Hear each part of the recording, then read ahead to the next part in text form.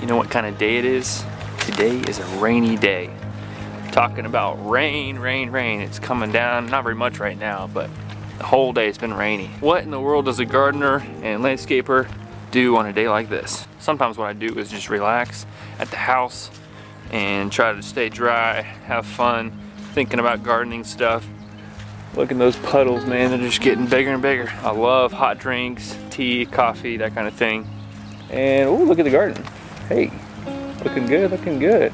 But today, I've been doing a lot of design work. It's tough to keep up with that these days because I'm doing a lot of designs, but right now I'm working on a orchard. Orchards are some of the funnest things. I think that planting trees and larger perennial plants and trees, that's just such a wonderful thing because once you plant it and it's in the ground, you started something that's going to last for a lot of years. Investment now in orchards is a long-term investment in your property. I am on a commitment to do a video every day, so I thought I would just invite you guys in on the planning process for how to plant an orchard. Okay, here we go. First thing when you're thinking about an orchard is think about sun. Where is your sun coming from? Is it east oriented, south, west, north? Think about that. Normally when you're doing an orchard, you want it to run north to south so that you get the maximum amount of light per tree. You're going to need about 6 to 8 hours for most types of trees. Now if you live in an urban area, you can find little microclimates like a little nook, a little wall that's going to get enough sunlight, and you can do a lot of vertical types of plantings. You can do like topiaries or trees that you are trimming alongside the side of a building, and use that vertical space that's going alongside the house or building or retaining wall, things like that. Number 2 is soil. Think about soil. When it comes to thinking about soil for trees, you want it to be well drained. You want it to have a pH of around 6, slightly acidic. Loose. You don't want it to have a hard pan or any type of layer that's going to restrict those roots from going down, because if it has that layer, or maybe you're on a rock, a big rock, and those roots are going to hit the rock, and it's just going to restrict that growth. You want at least 2 feet of loose soil to where those roots are going to go down in and have somewhat of a taproot, and then they'll spread out from there. The majority of the more fibrous feeder roots are going to be in those top 2 feet. But if you do have like some concrete underneath there, then that root's going to hit there and they're going to spread out, and that's going to mean the tree is more prone to fall over. So I would recommend, if you do have a situation where you're going to have some restriction on the roots, that taproot, go ahead and stake that tree so that you don't run into falling over issues. So a loamy soil is ideal. A lot of times you're going to run into clay soil, all kinds of soil that's going to not be ideal, but don't be afraid, never fear, because that's where soil stewardship comes in. What you want to do is you're going to be coming in with manures and mulches, and every year that soil can get better and better. Also, you can be doing some intercropping, so you'll have smaller maybe bushes or some vegetable crops underneath of your trees. You could also do cover crops. All of these work to build that soil and improve it over time. Okay, here we go. We're just gonna keep on walking around this garden. Feels really good right now, actually. It's like, smells good. I love it. Love being outside. Okay, third thing is going to be frost pockets and standing water. Anytime you get a low area where all the surrounding areas are higher, you know, kind of self-explanatory, but sometimes it helps me to just think in simple terms. You know, you have a low area, you have mountains around or hills around, and it's all sloping down to a lower place that doesn't really have an outlet. That's going to be a potential frost pocket area where you're going to get problems with, because you know, hot air rises but cold air doesn't rise, it goes down.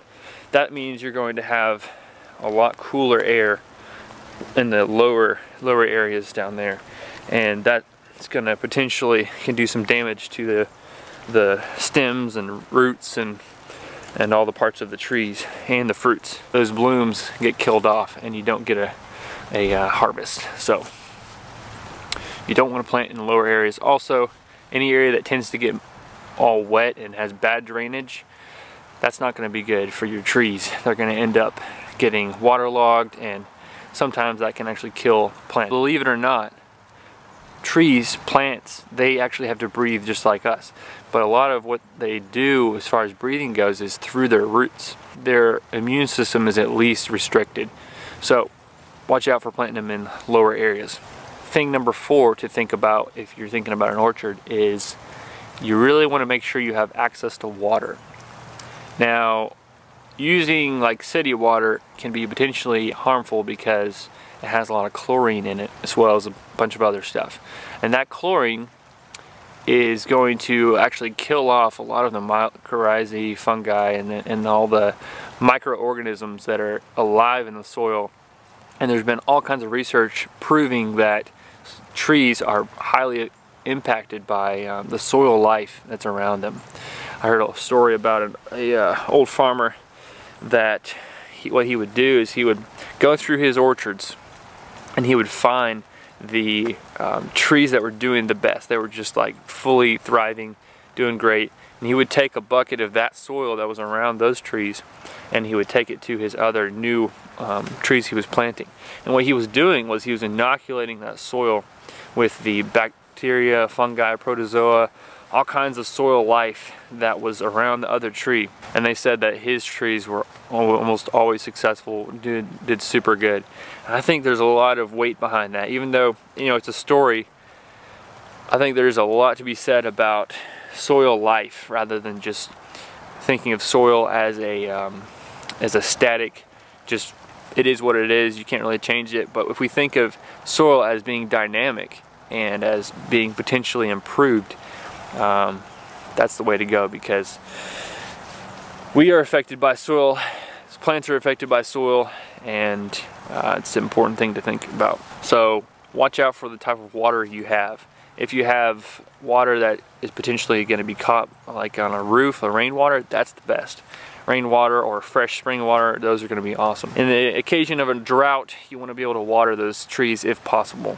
And irrigation in drier areas is almost necessary sometimes. Alright, thing number 5 to think about is spacing and layout.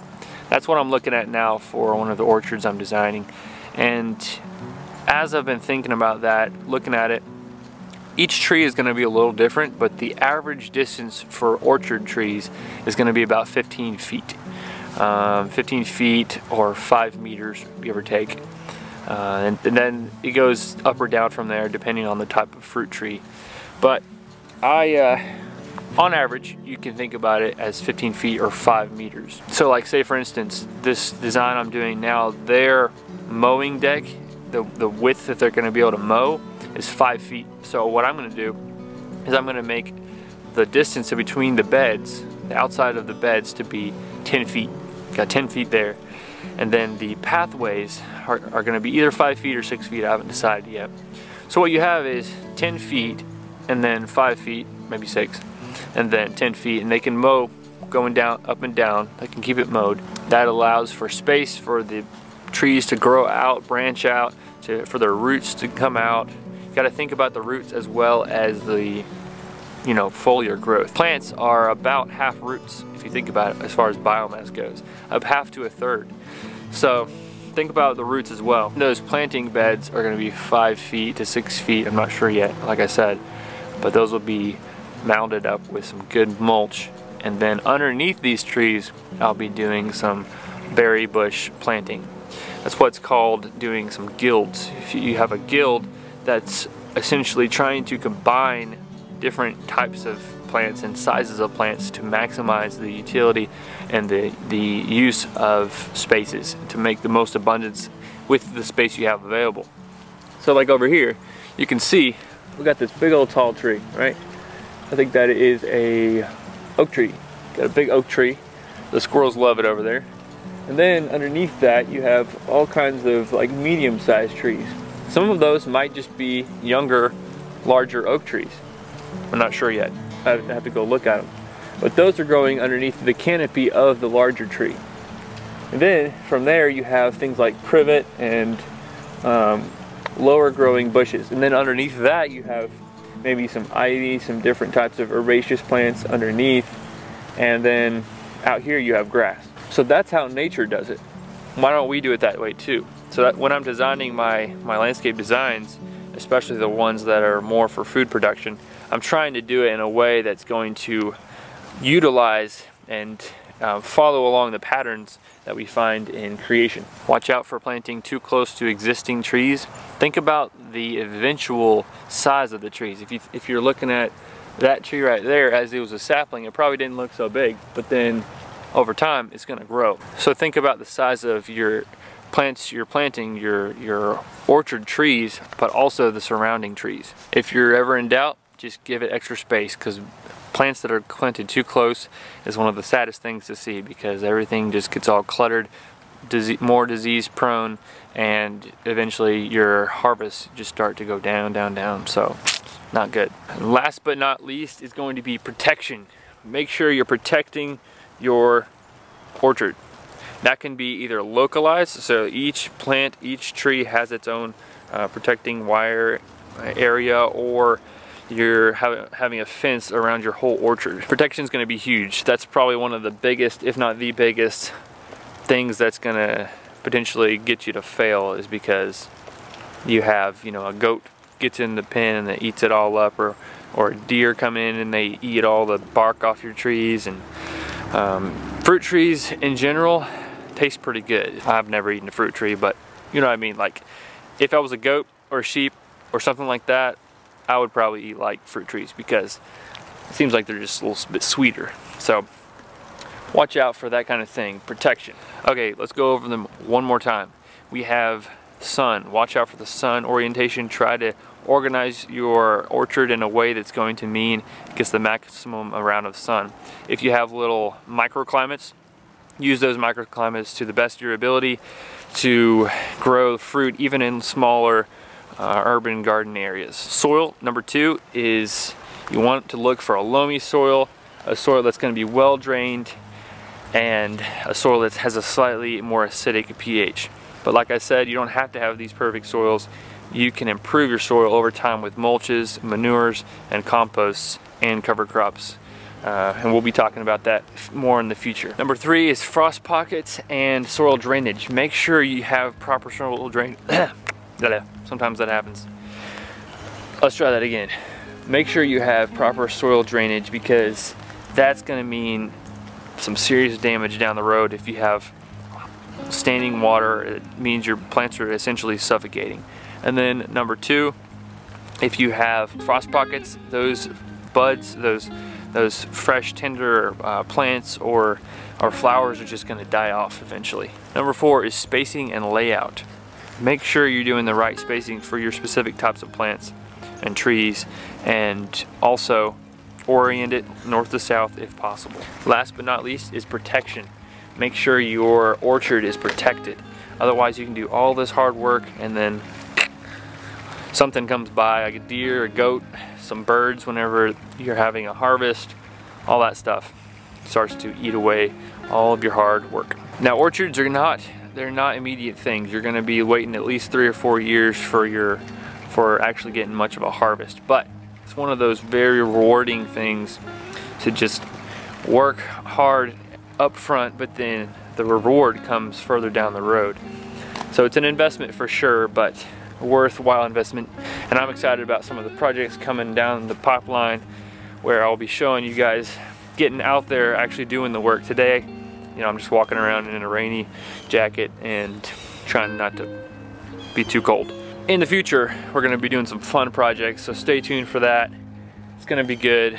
Y'all, appreciate you big time. Also, this is super random, but Jonah and I saw this in the kitchen and I was about to throw it away, but he was like, hey, wait, let's plant those in the garden.